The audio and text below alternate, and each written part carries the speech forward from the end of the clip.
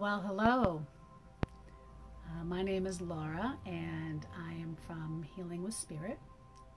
And today we're going to talk about things that are happening, some energy updates, and at least one or two tips of what you can do about managing yourself and the energies as we move forward. So, again, my name is Laura, and I'm from Healing with Spirit, so thank you for joining me. And I want to start off with what happened. I want to just kind of ask you, how is everybody feeling since this whole solar eclipse stuff that happened, and the energy shifts that happened with Uranus going direct on Friday and Saturday with the new moon solar eclipse. So some pretty intense energies have moved in. And what I want to say is this. I don't know about you, but I've been feeling it pretty strongly. And it really intensified. We are in a 3-year. And I do have a blog that I will put in the comment section that you can look at for more information. But we are in a 3-year. And what does that mean? So right now, to make it quite simple, what I'm feeling the energies and how it's affecting the 3 aspect since the solar eclipse is really the past, present, and future. And I also want to say that it's also, we are made up of more than one body. We have three main bodies. We have the physical body, the mental, emotional body, and the spiritual body or the soul. And I want to say what's happening right now with the solar eclipse and the planetary alignments have happened is that they have triggered this merger. We've got a big merger happening. And it's the merger of the past, present, future. It's the merger of the physical self, the mental, emotional self, and the spiritual soul self. So how is that? So I want to kind of give you a story of what happened. So the energies really triggered something within me. It got really heavy, really fast, starting on Sunday. And, by Tuesday, I decided I needed a mental health break. And I decided to kind of stay at home. I was in a couple online conferences that I had already signed up for. And what I decided to do is I checked on a few people as well. And there were a few individuals that, had made a couple comments about, one made a comment of a dark warrior and a spiritual outlaw. And I was like, wow. And what they described was pretty profound. And I want to say on the surface, when you hear those terms, I want to say it's not what you think, okay? But it's kind of like the Robin Hood of spirituality. All right, it's kind of how I saw it. So when you hear the words like dark warrior or spiritual outlaw, we're not talking like devil worship or anything evil or anything demonic. We're talking about going into the shadows. A lot of what we've been doing is going into the shadows. And in order to restore wholeness in our lives, again, mentally, physically, spiritually, emotionally, then we need to go into the shadows, because within the shadows, that's where the magic lies. And I went into a lot of this information in my November video, so I can put a link that you can scroll to that also talks about spiritual bypassing. So what's happening is you might be hearing buzzwords such as energy downloads or upgrades. What's happening right now is that we're still clearing out yesterday's junk. We're still clearing out the old, whether it's old life stuff, old patterning, old beliefs, all right? And we have this duality thing that's kind of happening. The soul versus ego, or the soul versus victim, or the inner versus the outer worlds. We've got a lot of these mergers that are happening, the inner and the outer, the soul and the ego. And how do we live in this duality? How do we live in this multiplicity? Okay, so it might be creating a lot of triggers, or you might even feel overwhelmed. I personally just felt extraordinarily frustrated and very overwhelmed. So I had to take a break so I could get some clarity and kind of digest all these things that I felt like that were bombarding me. It was almost too much. All right, I don't know if you feel that way, but that's what I was experiencing, and hopefully I would love to hear from you to see if you were experiencing the same.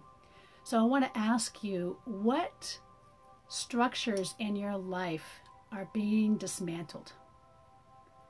Because if they're being dismantled, they need to be. Whether it's old beliefs, is it old lifestyles? Is it old jobs, old relationships, old friendships? If it's being dismantled, then it's happening for a reason, okay? What is separate becomes whole. What is hidden, visible. What is cloudy becomes clear. We're right now in the middle of the fog, and the fog is trying to burn off. The sun is trying to, the inner light. We have to go into the shadows. We have to go into the shadows of ourselves. We have to have the courage to go there and bring the light there and turn up the notch. When we turn up the notch, okay, we burn away this fog.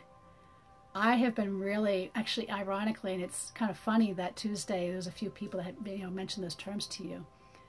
That one of them was addressing this whole light and love community, and what does that mean? Everything's all light and love. Oh, everything's light and love and light, light, light, light. But I want to say, if it's so light, if you're so light, watch out for the wind, lady or dude, because the hurricane may just blow you down and fly away. So I want to say, if you're so stuck in the light and love, are you spiritually bypassing? Because right now, if you're using this light and love stuff to bypass the work that you need to do, then you're misaligned, all right?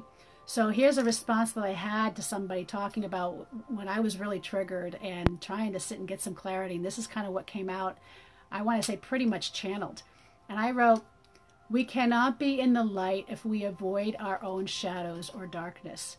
Too many of us want to use the light and love bullshit to spiritually bypass the real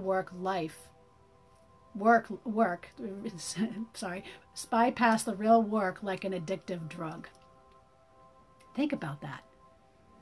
And then I wrote, I am a badass dragon spiritual warrior burning away the old shit while taking gold and liquefying it to fill in my broken, shattered pieces, who will transform into the motherfucking mother bear who will protect anyone who is oppressed or victimized by predators or bullies.